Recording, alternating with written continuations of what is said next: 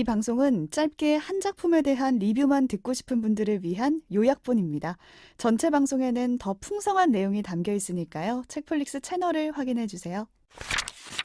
시리얼이라는 채널입니다. 시리얼도 좋아하시는 분 네. 많죠. 시리얼. 좀 기존의 뉴스 단신에서 되게 드라이하게 다뤄졌던 그런 내용들에 어떤 스토리를 더할까? 뭐 어떤 방식을 통해서 전달할까? 이런 고민들이 영상 곳곳에 다 담겨져 있거든요.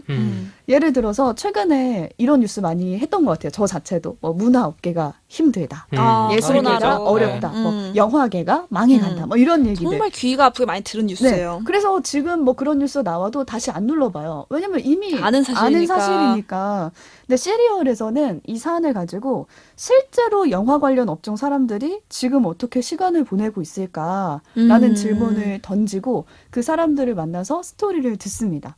근데 그 내용 중에 제가 가장 인상 깊었던 게 독립극장을 운영하시는 분이 나왔어요. 진짜 어렵겠다. 네. 근데 그분이 이런 후기를 보신 적이 있대요. 영화관에 사람이 없어서 자기가 전세 내고 보는 듯한 분위기. 저도 최근에 그런 경험을 그쵸. 저희도 그런 얘기 했습니다. 많이 하잖아요. 영화관에 사람이 네. 없어서 너무 좋더라. 집중이 네. 더 잘 됐더라. 뭐 이런 얘기 하는데 그런 후기를 보면서 관객의 입장에서는 색다른 경험일 수 있지만 그렇지. 극장을 운영하는 울지. 사람들은 야, 피눈물 납니다. 야, 피눈물. 진짜. 멀티플렉스도 망해가는데 독립영화면 더 힘들겠죠. 힘들죠. 그러니까요. 그래서 정말 힘든 경험이다, 운영자로서는. 그래서 이런 질문이 들잖아요. 그러면 한 명도 없어, 관객이. 그럼 영화는 과연 그렇지. 상영이 상영이 되는가? 되나요?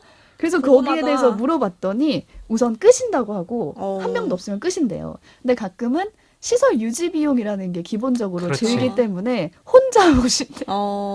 그게 너무 막 상상이 되는 거예요. 벌써 짠하다. 아무도 네. 없는데 운영자가 혼자 그 객석에 앉아서 셀프로 딱 틀어놓고 야, 나가고. 그거 되게 참 영화의 한 아까 장면 같아. 이미 앞에 책디가 그런 감성을 얘기했지만 네. 저는 인생에 만약에 돈을 막 무한대로 쓸 수 있으면은 꿈이 뭐냐면 내 영화관. 전용 아이맥스 3D관을 가지는 거야. 지금 독립극장으로 지금 독립 바로 가시면 이게 좋게. 지금 얼마나 우픈 얘기예요, 그분한테는. 그러니까요. 그러니까 저희는 관객 입장에서만 생각을 전세 내고 했던 좋네, 거예요. 막 사람 이랬는데. 없으니까 좋네 이랬던데 그게 아니었던 거죠. 그리고 감독들도 마찬가지였더라고요. 그러니까 개봉을 기다려왔던 감독들이 있을 거 아니에요. 뭐 맞아요. 제작조차 안 되는 상황에 있는 사람도 있겠지만 이미 다 만들어 놨어. 맞아요. 근데 막 큰 상업적인 영화가 아니다 보니까 배급이 안 틀어주는 되는 거지. 거예요. 그래서 결국 밀리다 강유가란 감독은 개봉을 아예 못 하셨대요. 그냥 사장된 거야, 그 영화. 그러니까. 다 만들었는데. 뭐 넷플릭스로 보통 큰 영화는 막 나가잖아요. 그쵸. 근데 그게 아니라 그냥 개봉을 아직 못 하셨다고 하더라고요. 그럴 것 그런 같아요. 인터뷰를 들으니까 되게 얼마나 속상할까. 얼마나 속상하겠어요.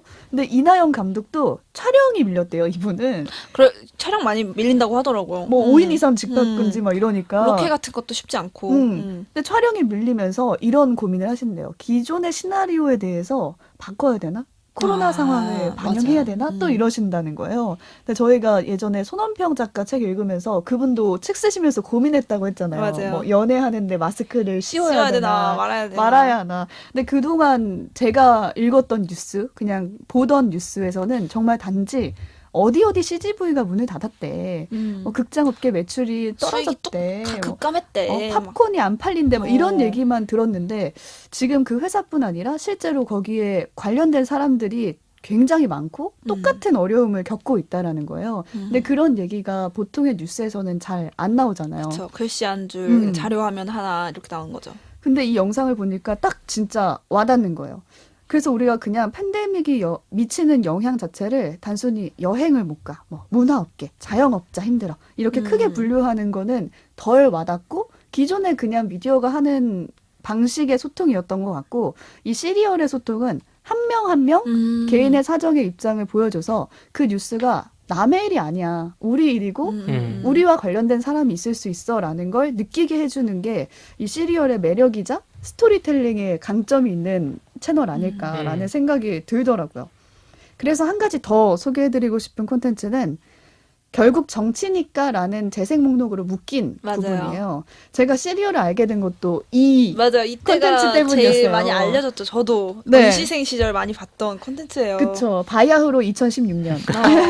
그렇습니다. 국정농단 사태가 아주 뜨거울 때 그때 뉴스가 하루가 멀다 하고 너무 계속, 복잡했어요. 시험 봐야 나와. 되는데 계속 너무 맞아. 바뀌어가지고 주말 지나면은 모르는 이름이 계속 등장하는 거예요. 맞아, 도대체 이게 도대체 어떻게 된 게이트가 건가? 얼마나 많은지 진짜 그때 게이트가 생각하면은 재판도 많고 인물도 많고 기업도 많고 다 얽혀 있어. 이게 맞아요. 뭔지 잘 모르겠을 때 쫓아가기가 힘들 때가 있었거든요. 근데 그 사태를 싹 다 정리한 영상을 그렇죠. 시리얼에서 맞아. 만들어냈어요. 유용했어요. 네. 아주. 박근혜 최순실 게이트 국정농단 사태 한눈에 정리. 이거 엄청 네. 유명했죠. 라는 제목인데 각 인물들의 얼굴을 따다가 칠판에다 붙여요. 그 다음에 스피디한 속도로 이 모든 전개 과정을 1타 강사급으로 막 소개를 하는 맞아요. 거예요. 근데 어떤 게 문제였고 어떤 부분이 논란이 벌어지고 있다라는 걸 정확히 설명을 하는 거예요. 근데 그 모든 내용이 담긴 영상 길이가 12분 맞아. 정도인 거죠. 총정리. 정말 네. 가성비. 그 얼마나 편해요. 그때 뭐 정윤회, 맞아요. 최태민, 맞아. 정유라 막 이런 맞아. 처음 듣는 맞아, 이름들이 맞아, 맞아. 막 쏟아져 나올 때였거든요. 근데 글로 보고 기사로 볼 때는 관계 정리도 어렵고 얼굴이랑 매칭이 안 돼요. 이름이. 맹해지고 읽다 보면은 멍해지는 거예요. 안드로메다로 가요. 에잉? 근데 약간 이제 문고리 이- 3인방? 그러니까 맞아 문고리 3인방 도대체 누구라는 거야 막. 근데 이 영상에서는 아주 적절한 그림과 관계도를 활용해서 쉽게 설명을 하는 마치 거죠. 초등학교 수업 시간에 선생님이 교구로 이렇게 자, 뭐 이렇게 그렇죠. 설명하듯이 음. 정말 알기 쉽게 잘 설명해줬던. 실제로 그 재생목록 이름이 계속 그건지 모르겠는데 정알못을 위한 정치 수업 약간 이런 느낌이었던 옛날에 것 네, 같아요. 예전에 그랬었죠. 백초로 정리하는 어, 뭐 이런 것들 맞아요. 있었죠. 그래서 이 영상이 엄청 인기를 끌면서 시리얼이 책을 냈어요. 백초 정치 수업이라고. 아, 이거군요. 맞아요. 네, 정치와 관련된 콘텐츠를 모아서 책을 낸 거예요. 그 정도로 인기가 있었고 그냥 인기가 있었던 게 아니라 이 전달 방식 때문에 저는 또 인기가 있었다고 음. 생각하거든요. 이것도 역시 스토리텔링. 그렇죠. 그러니까 그 스토리텔링 방식 중에 또 인상 깊었던 거는 제주 4.3 사건 네, 이것도 맞아요. 펀딩했어요. 영상이 펀딩 매니아. 이 친구 과금 많이 하네 여기저기. 동맥 컵이 있다고요, 집에. 그렇죠. 그 영상이 어마어마하게 그러니까 시리얼 4.3 검색하면 나오실 겁니다. 네. 그리고 아마 어디선가 보셨을 확률이 굉장히 높은 맞아요. 게 무슨 그 시리얼인지 모르고 보셨더라도 보셨을 어마어마하게 거예요. 공유가 많이 됐죠. 음. 그러니까 그거 같은 경우에는 막 찰흙을 가지고 맞아요. 막 설명을 한다는 그 4.3 한라산 사건에 모양을 대해서. 만들고 네. 이렇게. 그렇게 해서 여러 가지 그 연출하는 방식도 되게 다양하죠. 찰흙을 네. 많이 네. 써요. 맞아. 찰흙과 인형과 뭐 미술 선생님 하고 싶었나 장난감. 봐. 그리고 무슨 선거제도 설명할 때 약간 그쵸. 자판기나 이런 원리를 활용해서 공이 막 섞이고 막 이런 걸 그쵸. 시각적으로 맞아. 되게 네. 잘 보여주는데 아기자기 또 보는 맛이 있는 영상. 그래서 재밌었던 것 같아요. 뭔가 아이템을 잘 활용하는 것 같아요. 근데 그것도 아이디어잖아요. 어떤 맞아. 방식이 정말 어떤 이야기를 기획한 사람 가장 피눈물 잘 날 거예요. 할지.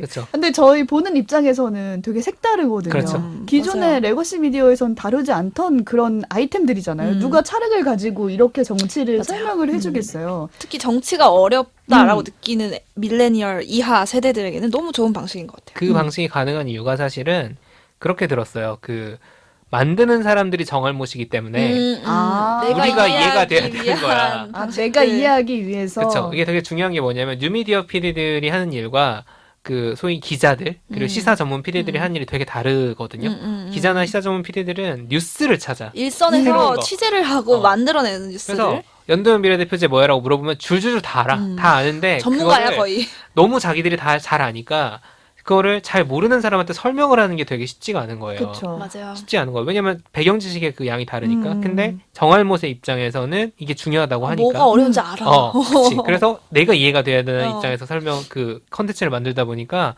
문턱을 좀 낮춰주는 것 같아요. 네. 맞아요. 그게 되게 좋더라고요. 대표적인 예인 것 같아요. 연동형 맞아. 비례대표제에 대해서 너무 어렵잖아. 그게 뭔가요? 그렇지. 어렵네요. 라고 질문을 했을 때 대답해 준 사람 중에 쉬었던 적이 한 번도 약간 없어요. 그러니까 다른 언어를 쓰는 느낌? 네, 맞아. 외국어로 대화하는 느낌이에요. 배경 지식이 전혀 없이 들었을 때는. 근데 여기서는 찰흙을 이용해서 뭐 그게 의석수가 막 어. 옆으로 이동하면서 딱 맞아. 알려주거든요. 이미지상으로. 최근에 나왔던 거는 지난 총선 때 정당별 공약에 대해서 설명한 영상도 있었고 이거 이외에도 같은 주제로 다루는 게 많아요. 다페이스랑 뭐 환경이나 그렇죠. 뭐 인권. 근데 이게 또 달라요. 음. 다페이스는 다페이스만의 시선이 있고 그렇죠. 시리얼은 시리얼만의 시선으로 네. 주목할 만한 이야기를 풀어가거든요. 근데 저는 우리가 유튜브를 보는 것 자체가 기존의 미디어에서 보지 못한 이야기나 새로운 시도나 그렇죠. 시선, 다양한 해결책을 우리가 말 그대로 만날 수 있기 때문에 보는 건데 시리얼도 그거에 딱 자리를 잡은 것 같아요. 시리얼 고유한 시선을 이미 만들어낸 상태라고 생각하거든요. 맞아요. 그래서 꼭 한번 시리얼을 보면서 우리가 세상을 보는 눈을 조금 더 하나 더 가질 수 있는 경험을 음. 하지 않을까라는 생각에 추천을 해드리고 싶은 채널입니다. 책플릭스